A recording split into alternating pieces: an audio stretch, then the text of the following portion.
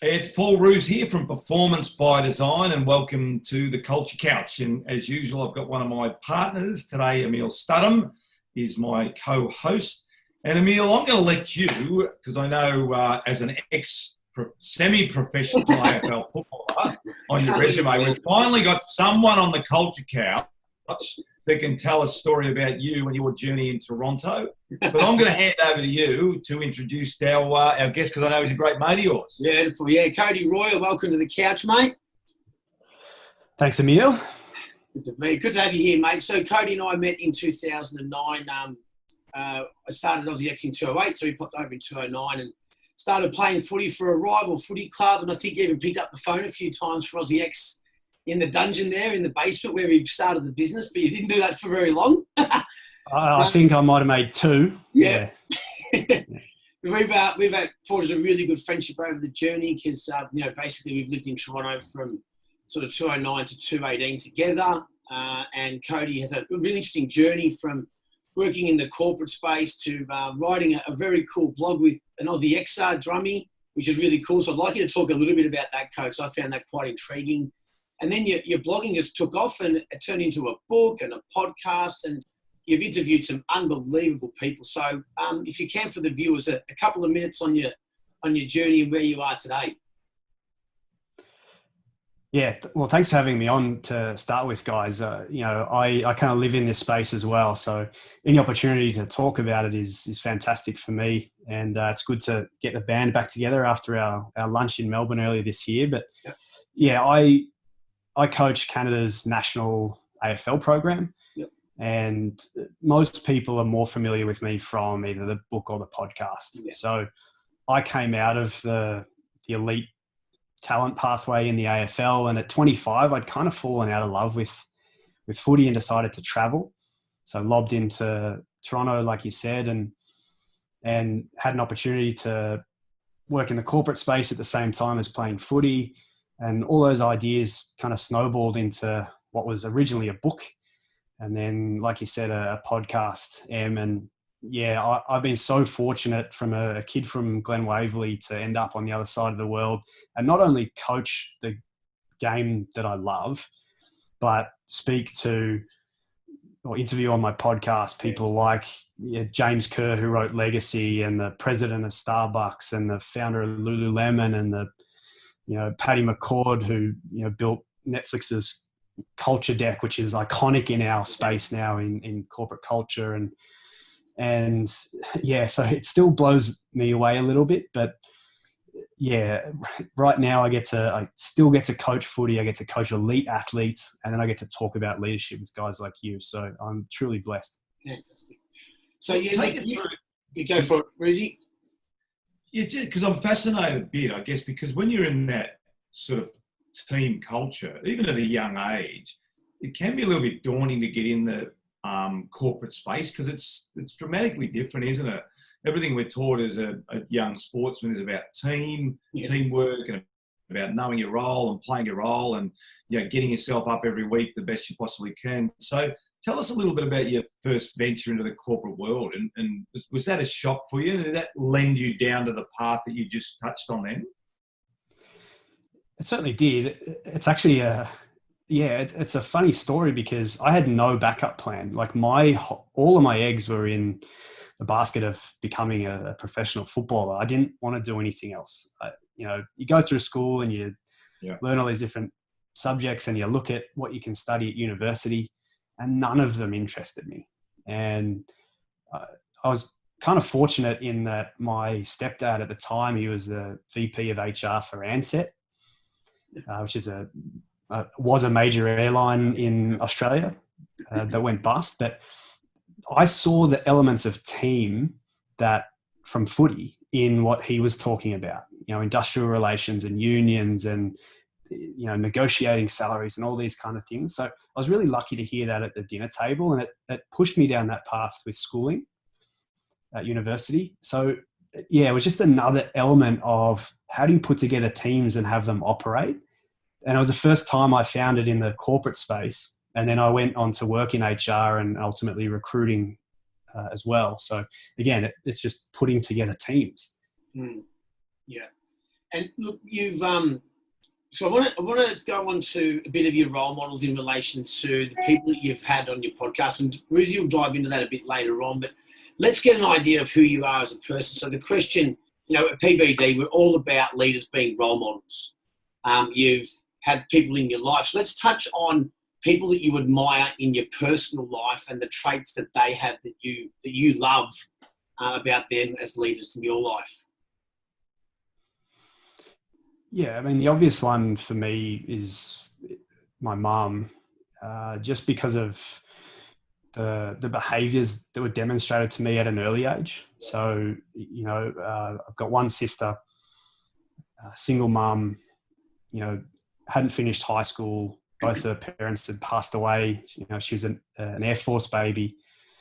Both her parents had passed away from cancer by the time she was 16, and then goes from that to, she was one of the top salespeople, award-winning salespeople at Kraft Foods, which is a massive company, whilst raising us, taking me to footy, picking me up from footy. Yeah, well. And so when you talk about what you need to succeed in the world, that was demonstrated to me at such a young age. And we never went without. We always had things, when we needed them. And it was just such an obvious thing, like sitting straight in front of me. And particularly when you move overseas with no safety net, like I didn't know you when we moved in together. No. I knew no one in Toronto, no one in Canada. And I had 2 suitcases and arrived in a foreign country, literally on the other side of the world. And so when you start to think about what's going to take some hard work and some guile and some creativity and all these different things, I had lived with that most of my formative years as a child. So in terms of, the answer to who I admire is, it's an obvious one for me. It's always been my mother. Yeah, that's great. And then so let's go to your famous people, because you've nailed your list in your podcast is ridiculous in the book. Your Joe Dumars, your Adam Grants. From your book and the podcast experience, who do you really admire as a role model leader through that experience? Yeah, I've been really lucky through that process. Joe, as an example, is become a good friend and a bit of a mentor that I can pick up the phone to. So, when it's been funny, whilst everyone's watching Michael Jordan and talking about Jordan and the Bulls and that whole era with the Pistons came through, and I was able to pick up the phone to one of the core men in that storyline and talk to him about that time, and just such a humble leader. You watch interviews with him from back then, and he refuses to take responsibility. They ask him.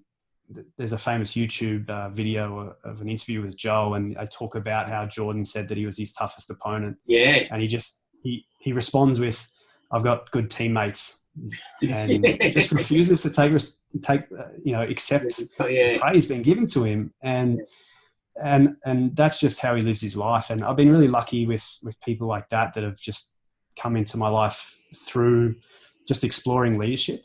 But there's some other examples as well that I haven't had on the show. I look to guys in the Premier League, Sean Dyche, Eddie Howe, like coaching Burnley or Bournemouth, that, there's the system's against you. And you don't have the big money, you don't have the big resources, you can't attract great players. You're in the middle of, industrial, Burnley, industrial town. Yeah.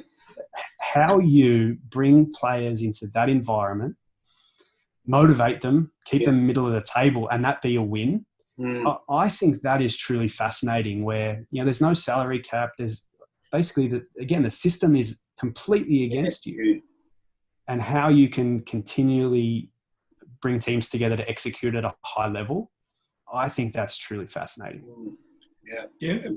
Picking up on the podcast, I'm fascinated because it's an interesting journey. Most podcasters, work in the corporate world, or they're ex-footballers or coaches or media people and things like that.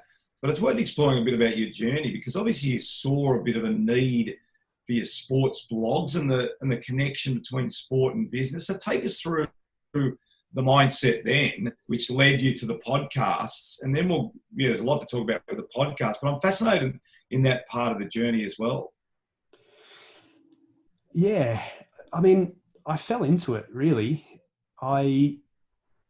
It's funny. So before this, I was on a call with my head coach from the TAC Cup, and we were talking about what I was like as a 18-year-old, and the word overthinker came up quite a bit.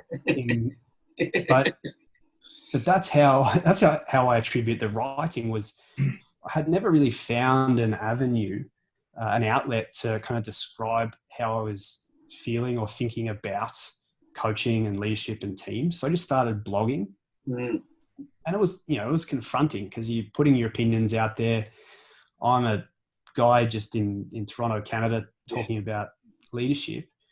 But it was the best thing I ever did because it started me down this path. And not only that, it helped me crystallize my own beliefs about coaching and how I want to coach my teams. And then I got really lucky in that got involved in the national program, elite athletes, Saturday and Sunday trying to build a really elite program, pulled from high performance teams all across North America, and then go to work Monday to Friday and see how the biggest companies in Canada are trying to build their teams and lead their teams and achieve goals and bring together people in complex environments. And so, the culmination of that was the book. So I went from blog, just really as a silly little blog, exploring my own ideas, to really crystallized, formed concepts around leadership, which became the book. Yeah. And then the podcast became a bolt onto that. It was like, it felt incomplete to me, Ruzi. Like there was something missing, and I didn't know whether it was going to write another book. And I didn't really want to do a podcast, but gosh, I'm glad I did, because again, it gives you an opportunity. I've just done my 60th episode. So there's 60 hours of other people's knowledge distilled down that I can use. Yeah. But we can also pass on as kind of a legacy item to anyone that's interested in leadership. Yeah, great. I just want to stay in that period for a little bit, because getting inside, because clearly there was something there that you noticed that was missing from a corporate culture. Is that a fair comment? So what was the biggest thing that shocked you? As you said, you're on the weekend trying to be a high-performing player, the national team, and then you're going to work during the week. What was the biggest frustration that you were seeing that the book allowed you to articulate? Yeah, it's funny. There's two sides to that. So the writing really started because of my frustrations with how coaching was being described in the media. Yeah, absolutely. So you would, I'd sit there and I'd just get so angry at, because every coach was an idiot. And I was just sitting there thinking, no, they know what's going on. And so that's how it started. But then, to your point, Ruzi, there was also a moment of, well, hold on, I'm seeing these patterns repeated in the corporate space as well. And there's a gap, there's a knowledge gap that exists. And I started to realize that I might be able to be someone who can be a translator. And the way I would describe that very early on to people was, because I had been in both environments. I've been at the top of sport, and I've seen how they operate, and my friends and teammates, went on to win premierships and go and, win Wimbledon and all these types of things. And I knew there was a gap, but then I'd also worked in the corporate space as well. And the way I would describe it was, Sir Alex Ferguson can write a book about the corporate world, but there's just that element of you knowing that he's never actually stepped foot in the boardroom and seen that dynamic. And so that's when I realized, hold on, maybe I can be that translator, like that perfect, I've seen both. Yeah. And can actually talk to the real challenges rather than just conceptualizing. Yeah. Very cool. And so let's stay on that, because I've got a question here I want to ask around what do you, through your journey through the book and the podcast, what do you think of maybe 2 to 3 things that sport does so well, that the corporate sector's still got a fair bit to learn from sport? Yeah, I've done a lot of work on this and trying to distill it. Everyone, as much as I try to stay away from being a quick wins kind of person, people want the magic kind of source straight away. But I think there's actually four. Right. And this is how my book is broken up. Recruitment is one that it gets no thought in the corporate world. Yeah. Every company in the world calls themselves unique. It takes you 2 seconds to go on LinkedIn, and every single job description for every single company in the entire world is exactly the same. Yeah. So how unique do you truly think you are? If you can't, at that initial foray into going to look for someone to come into your culture, if you can't be different at that stage, what makes you think you're different at any other stage in the process? So recruitment is one, and there's I've given talks about scouting and how that should really be a thing. It's a thing at executive recruitment, but not at the lower levels. And I think it could be. Yeah. The second one is leadership, and look, I'm talking to you guys, know this better than anyone. I think in particular, one thing that we should really look at is talent pathways for leaders in the corporate space. Yeah. How do we educate them? How do we identify leaders earlier on, rather than just this tenure thing that we do at the moment? Yeah. Making someone be an individual contributor for 15 years and then hoping that they become a leader because they were good at their job when they're 35 or 40. Yeah. It could be done better than that. Yeah. Yeah. The third one would be culture. Obviously, it's honestly, we feel like we've been talking about it for decades in the corporate space. We're still not scratching the surface. Yeah. And I think all these things are linked. Recruitment, leadership, culture, they're all linked together, and that's why no one's making progress. And then the fourth one, without a doubt, just communication, feedback loops, direct communication, regular communication. Yeah. We hire people in business hoping that they'll go away, like hoping that they're so good at their job straight away that you as the manager can just go and sit over there and just do your work.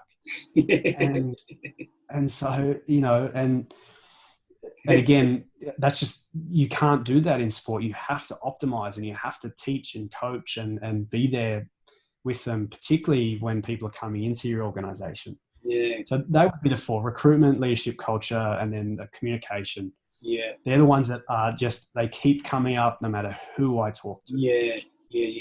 Can we stay on that fourth one, the communication piece? You talked a little bit about feedback loop. I've been diving recently into researching about flow and working in flow. So I'm reading The Rise of Superman by Stephen Kotler, who has studied all these famous extreme sports people who get into flow by nature of actually doing rock climbing and the skydiving and all that sort of stuff. And part of getting the flow is fast feedback loops that you've got to keep staying alert. In the corporate sector, massive gap. I think it's almost the one thing I always talk about is we don't review and check in on behaviour enough in corporate. Have you got any examples through your journey where it was really well done inside of the corporate system? Mm-hmm. Yeah, no doubt. The one that comes to mind, and I think she's just an absolute gem in general, is Patty McCord. And I mentioned her earlier. So if you're not familiar with her, she, basically was at Netflix through their hyper growth and actually through their transition from what was a mail order DVD business. A lot of people forget, and the site's actually still up. They still do that, but they went from being a warehousing business essentially to a streaming platform, technology, like futuristic technology. That's a massive transition. And so, but she was also an HR person, a quintessential HR person who just called bullshit on a lot of the stuff that was just stock standard. And feedback was a big one in that kind of portfolio of things that she challenged. And she talks a lot about it. And things like blind feedback and how it doesn't work when you don't put your name to it. Yeah. What difference does it make? And so, you guys as leaders will know that is people will write anything back to you as a leader when they know that their name's not attached to it. But as soon as you say, well, why don't you put your hand up and let's have an honest conversation, people will back away straight away. Netflix are someone that became a core part of their business was quick and immediate feedback loops. Yeah. And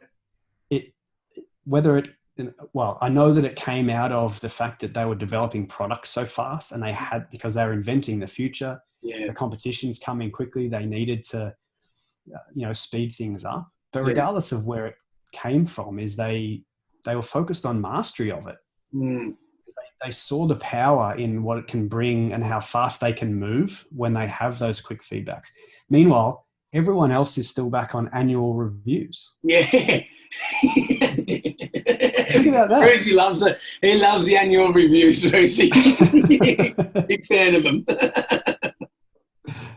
It's funny, Cody. It's because listening to your talk, and I love talking to leaders and what you've done with your podcast, and we'll delve into the 60 podcasts. But when I always hear people talk, regardless of where they're from, what they do, most of it is common sense, but we still don't do it. Yeah. What's your theory on that? Having spoken to 60 different great leaders, having been in the space, written blogs, written a book, what's your theory on the fact? Because even listening to you talk then, and this is probably the biggest thing in Ask Emile that frustrates me, is how do you have a high-performing team if you're going to have a half-yearly and yearly review? Imagine if an AFL footy club or a hockey team in Canada just said, well, boys, we're just going to play on the weekend and we'll just review every 12 games. Yeah. I mean, it just doesn't make any sense whatsoever. Yet in the corporate world, it's just the norm. Do you have a theory as to why these really seemingly basic conversations that we always have in Performance by Design and you always have in your podcast, why they don't get done? Fear. Yep. Fear. Yeah. Because, it takes a level of bravery to break with the mold. And that's been the mold. And it's been the mold for generations now. Yeah. And so, it's going to take a certain level of bravery for an organization to change their whole model that also goes against a whole industrial era. Yeah. And it goes against everything that we were conditioned to believe about how leadership and how business is done. Mm. Yeah. And I mean, I think it's fear. People have the same access to books and Harvard Business Review, and like Adam Grant talks about this stuff constantly. It's like, this is nonsense. It makes no sense, but we keep finding our way back there. And so I have to believe it's fear and it's conditioning. Yeah. And I think your point on conditioning is right. And the fear aspect comes in because, one of the best things I did at the end of my playing career was write down the things I liked about my leaders and didn't like about my leaders. And really that was to break that habitual process that, well, my coach did it to me, your coach did it to you. So then all of a sudden, generationally, that you've touched on, and it's certainly one thing I really encourage leaders to do. What did you like about your leaders and what didn't you like about your leaders? But even that, it's fascinating from a human nature point of view. That one of the ones I remember is treat people the way you want to be treated yourself. How many times have someone said that or written that? And I think we all generally believe it. But as soon as we get to a leadership position, we just throw it out the window. We just treat people like shit. Yeah. It's even little simple basic techniques like that is quite strange. So it's a really good answer to the question, because I 100% agree that the conditioning and also the fear. What in the 60, because we'll delve in specifically now on some of those guests, but is there one thing that really shocked you? Is there one thing that was sort of consistent that you didn't expect going into it? Because I'm sure, based on a lot what you said now, a lot of it is conditioned in your footy, your mum, your blogs, your commercial background. So a lot of it, I suspect, is common sense. Was there some stuff that you look back now and go, gee, I didn't really expect that to be unearthed, or that's a surprise to me? There is, I think, really is, well, there's two things. One, how hard leadership is. Yeah, great point. And I guess it's kind of a 0.5 to that point is how much everyone is kind of fumbling around in the dark. You know, when you have, you know, again, we end up with these biases. We believe, you know, because Chip Wilson's built Lululemon into an absolute Goliath, you know, kind of against all odds in a category that didn't exist. So literally created a category, and then the company that would dominate that category, and he'd had some success in the past. You presume, thinking back, that he knew what he was doing. And then Chip's the first one to tell you, be like, so I was making it up the whole time.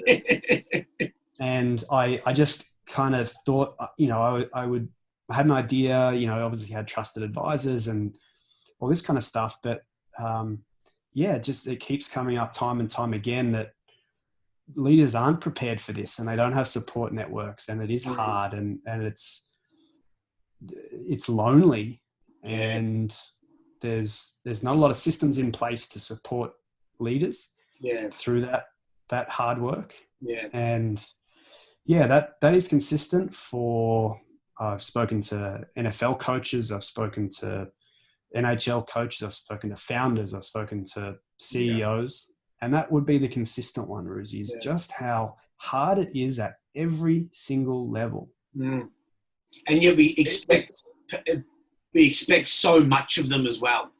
You know, there's this belief that they'll have all the answers. And, you know, I was talking to a great mate, Tony Guerreri, today, who's a wonderful culture builder leader here in Toronto.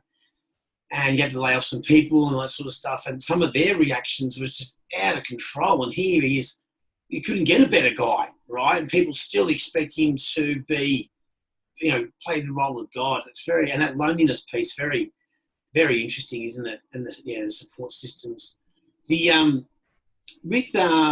you did Chip with the guy from Starbucks correcting your podcast. Mm-hmm. Yeah, cool. What was the out of that one? I found that quite an interesting one. Can you share a little bit more about that particular podcast? And because both of those men built empires, you know, that weren't, coffee was around obviously, but not at the scale like that. What were the similarities in that particular podcast for those two men? Yeah, so I'll backtrack first and just explain the podcast. It's called Where Others Won't. My idea was that I wanted to kind of break the mold of how interviews were being done in leadership podcasts. And so for the most part, I invited two guests on. So you know, these were people that often didn't know each other, but I could see were either talking about the same things or just had a commonality. So, for instance, you know, Ruzi and James Kerr came on to talk about culture. So, you know, perfect match. And so everyone can kind of riff off each other at the same time, because even if they don't know each other, they just immediately see those commonalities. And so, you know, I handpick every guest. No one applies or anything like that. And the one with Chip and Howard Behar. So Howard was the former president of Starbucks, and Chip, Lululemon. And so what was striking to me was how those two businesses had achieved scale and still call themselves culture businesses, culture first businesses. Because you kind of get the impression that you get to a certain point and money just takes over, or an economic engine just starts pumping it out.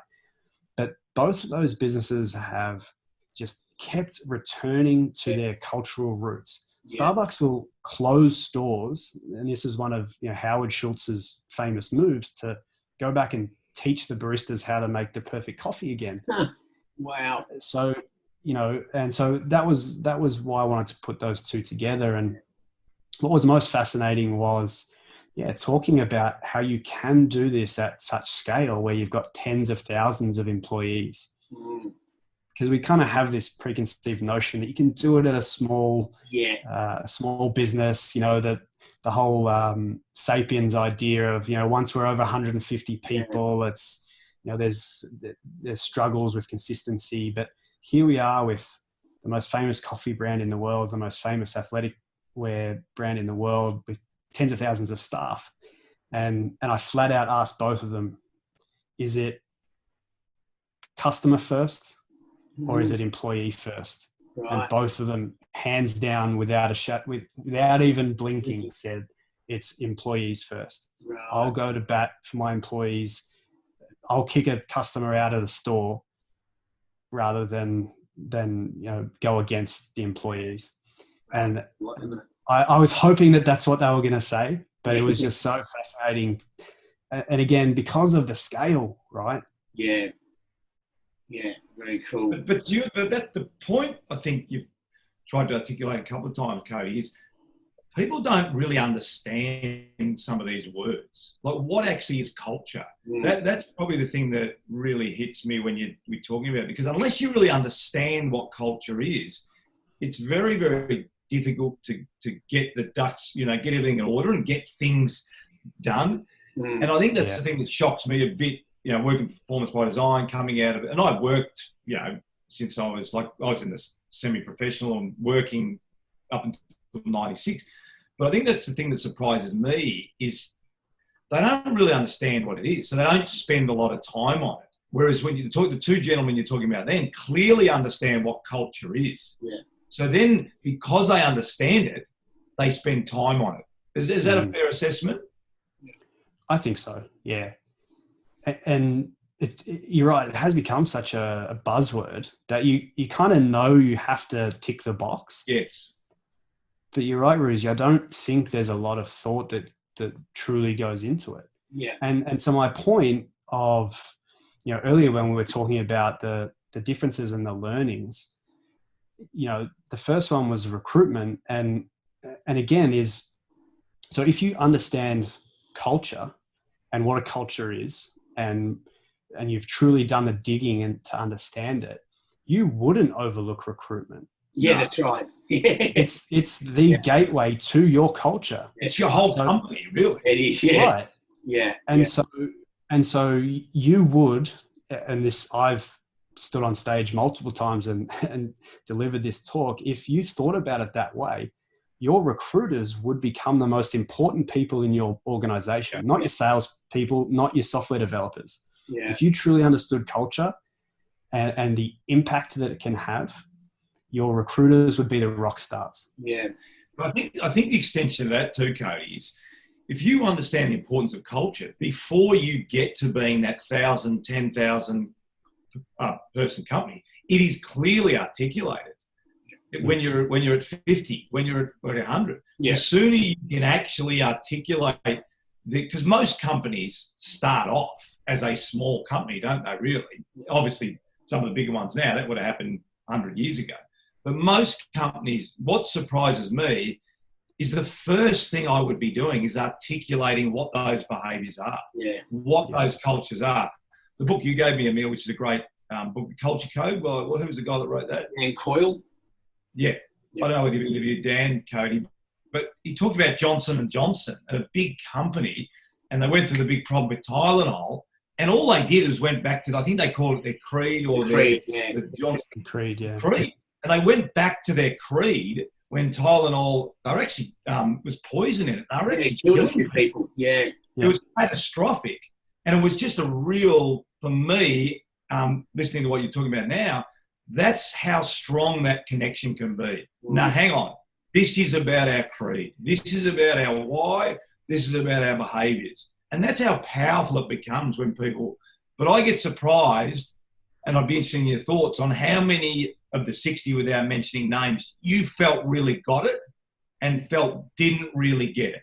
Like, do you have a number or a rough number that you got off and said, oh, geez, 55 out of the 60 really get it? Or was there a moment at the end of them, you thought, nah, he doesn't get it at all, or they don't get it at all. No, they wouldn't have been on if I had Yeah. thought that about them. Yeah. Again, because I've handpicked, I've kind of watched these people for some time. Yeah. But my experience in the corporate space is that you're bang on with your assessment there.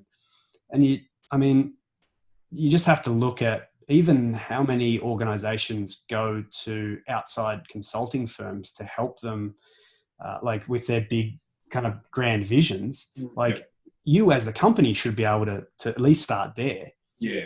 You know, bringing in guys like you to develop like really what that looks like, the behaviors, and drill down, and like that's where the gold is. But to bring in, you know, the big 5 consulting firms to tell you what your business is about, like you're already struggling if you need to pay hundreds of thousands and millions of dollars to even identify that. Yeah, that's a really good point.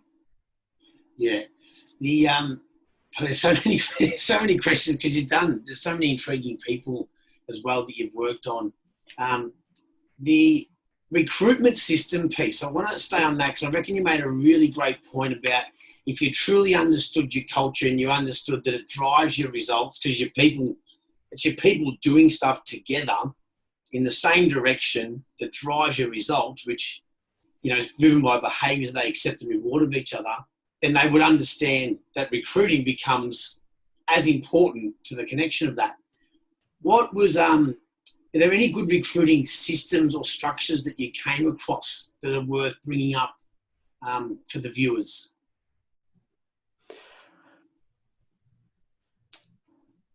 Not specifically on the podcast. I mean, there's a couple that come to mind that are just different. Yeah.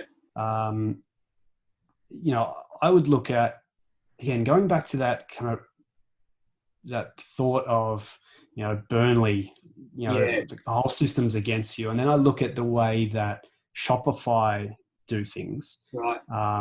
So, you know, one of the biggest tech companies in the world now that run out of Ottawa, Ontario. Yeah. Yeah. And if you've ever been through their kind of recruitment, they step it out for you on their website. And the first interview is, you know, to understand you and your family and your background. Right. And that's it. And so again, what that says to me is, well, for one, all the chips are against me because everyone perceives that the whole talent base is in San Francisco. That's going to help you build a massive tech company. Yeah. So you're already different. Anyone who's been to Ottawa will tell you there's not much going on there. If you're from Australia, it's basically Canberra. It's the Canberra, yeah. And so to build and be based and happily based in a town like that and attract people, and then also it's all stepped out for you. Here's the process that you're going to go through. Yeah. That says to me that there is a recruiting system that is so well thought out. Yeah. You know, to the point where during the application process, they actually ask you, so when you come to site to visit us in the office, do you need anything in terms of accessibility? We're going to ask you to have lunch. So, you know, are you allergic to something? Yeah. It's like that sort of stuff. There's so much thought that's gone into that. Yeah. And most companies are having you fill out some laborious site that's just, you know, regurgitating what's already on your Word version of your resume. Mm. And these guys have just tweaked it that little bit and gone, well, what's actually going to be valuable to the whole user experience around recruitment? Yeah. And it's going to be when you get there and you might be vision impaired and there's something for you when you walk in the door, that just becomes a wow moment. I want to work here already. Yeah. And so there's clearly a system there because they've obviously grown at a massive speed and been able to replicate it. So, but I honestly think it's just the thought. Yeah, the thought. Yeah. I think, Cody, too, one of the things you touched on before is about habits. People just don't want to change habits. And one of the best movies that you'll see is Moneyball. And for those of you who haven't seen it, baseball was done a certain way, and baseball statistics, And then suddenly they got these academics from MIT to really delve into the statistics and say, are these statistics really relevant? And to your point about recruitment, the first part of it is just wanting to do something different. Yeah. We want to do something different. We want to challenge the norm. And through what they did is they found that all these stats were irrelevant. Yeah. So, and then out of the challenging the norm, then comes the opportunity. Yeah. Then everything sort of flows out of that. But it's interesting how majority of people, Cody, just want to do what's done because it was done to them, and they just keep doing it over time. Yeah. With the 60 without singling anyone out, but a couple that really sort of stood out. You've touched on the Lululemon and the Starbucks, but a couple of others that really stood out, and why? Just for some of the viewers, some real practical tips that you came out of them to think, yep, that can work in sport, business, doesn't matter where it is. Who were they and what were those tips? Yeah, well, one that I probably glossed over in that whole kind of recruitment discussion. So another kind of early episode was with Claude Silver, who, talking of just refusing to be someone that was in the mold of HR.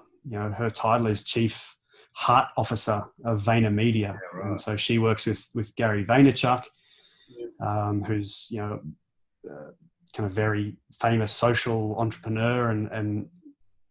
And she talked about the idea of heart being at the center of their organization. And I had her on with Whitney Johnson, who, she has done a lot of work on disruptive innovation. And so, putting those two together and letting them loose on the world of work was magic to just kind of sit back. And it's great when you, as the host, just ask like one question and you just let everyone go. So that would be one for sure. And then I think Emil touched on one earlier. I had Joe Dumars on with Adam Grant. And so the idea there was around humility. So again, you've got Dumars, and he's obviously an amazing player, but a lot of people might not remember, goes on to build the team that won in 2004, beat the Lakers, just without any superstars. These were all retreads. They were high draft picks that weren't panning out, and ragamuffin players that, Rasheed Wallace, I think, had the most technical fouls in NBA history, and Joe traded. And they go on to beat a Lakers team that has Bryant, O'Neal, Karl Malone, Gary Payton, and Phil Jackson as the coach. Yeah. And with Adam Grant, who is the leading organizational psychologist and writes so eloquently about the power of humility in leadership and what it can do for you, and how it's about them, it's not about you. And so that one definitely stands out as well. And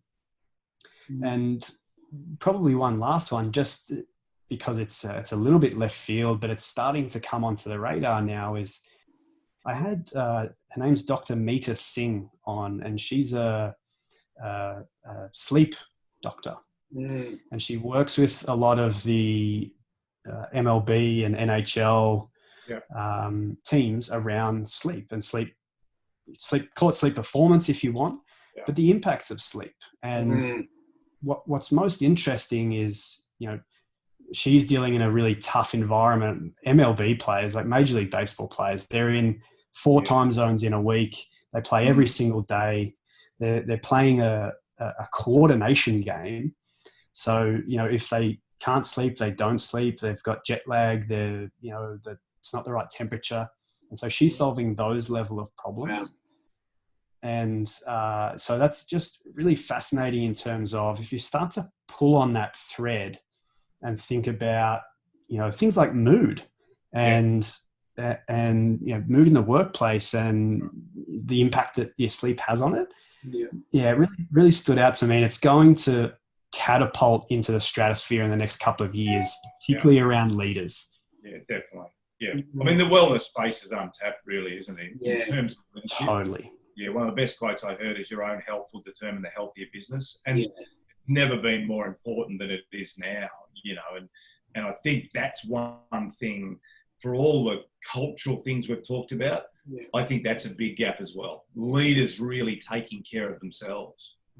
Yeah, big time. I think it's one of your 25 points in it, Ruzi, that how you show up is how your team will feel, or your energy will rub off on them. Super, super important, isn't it? How are we for time, Ruzi? Because we could go on forever. I just want to make sure. Well, I just want to, I think we'll wrap it up now. But Cody, I want to talk to you about your coaching now. So you're coaching. So what have you, which is pretty exciting. I mean, you've sort of now stepped up.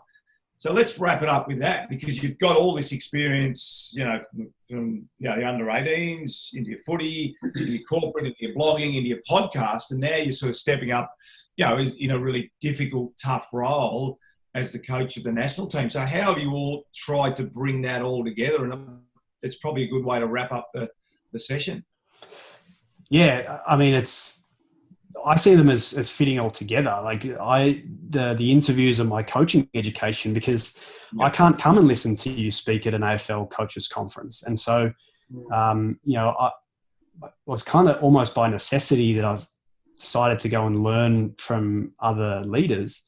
And it was partially for my own development. So yeah, I've been involved in the national program. I was originally an assistant coach from I think 2012 to about 2015, and then took on the head coaching role. And yeah, I mean, all of this stuff feeds into how I try to coach my own team, and how I try to show up and be someone that these young men can look up to. To your point, Emil, is I'm open age men. So we've got guys, 18 to 36. They're at different stages of their lives. They're from all different parts of Canada. They're all Canadian. They're all learning a sport. They've been, elite athletes in a different sport, and are now learning Aussie rules as a game. So they're learning an Indigenous sport in a country most haven't been to. Yeah. Sometimes they've barely seen a game on television. Yeah. And so what's been really fascinating over the journey is just I've had to focus on, I call it coachability, but I know we usually use that in terms of our players, but I want to split the words, and it's about coach ability. Yeah, and what I mean by that is like adaptability of your style, because if I can't explain to someone what I mean when I want them to put their hips in front of the defender so they can manipulate the weight, if I can't explain that, then I'm no chance at teaching these guys how to, kick and handball and these different things. So yeah, it's been a bit of a blessing in that I've got to go and speak to basketball coaches. I've got to go and speak to rugby coaches and say, you need to give me your terminology, your skill development, your physical development, so that I can, use that in an adaptable way for my players. So yeah, it's definitely made me a lot better. And then I'm just lucky that I get to also talk to, the Chip Wilsons and the James Kerrs of the world and say, what are your secrets as well? Yeah. That's good. Yeah, it's good, mate. Hey, listen, thanks very much. We could speak all day. It's been amazing, mate, and I really enjoyed being on your podcast with James, which was fascinating. So, yeah, look, great tools. I guess the biggest thing, the takeaway for me is what Emil and I do with Performance by Design. And, I mean, you're so passionate about that leadership space and really creating solutions. I talk about you can be part of the problem, we can be part of the solution. And with your podcasts and today, you really are trying to be part of the solution. And I think one thing that really hits home to me always, leadership's not easy. And I think too often leaders get a book or leaders go to a conference, they walk away going, oh, yeah, that's pretty cool. I can do that. It's bloody hard. It is very, very hard to be a really good leader. And we had this conversation the other day, Emil. You can be a good CEO without being a good leader. Yeah. If you want to be you want to lead a high-performing team, you have to be a great leader. You're not. I talk about talent-based or behavioural-based. So, mate, fantastic messages. Great to catch up as usual. Thanks to Cody Royle and also to Emil Studham, my co-host. Well done, Em. Beautiful. Great work, Coach. Thanks, mate. Thanks, lads.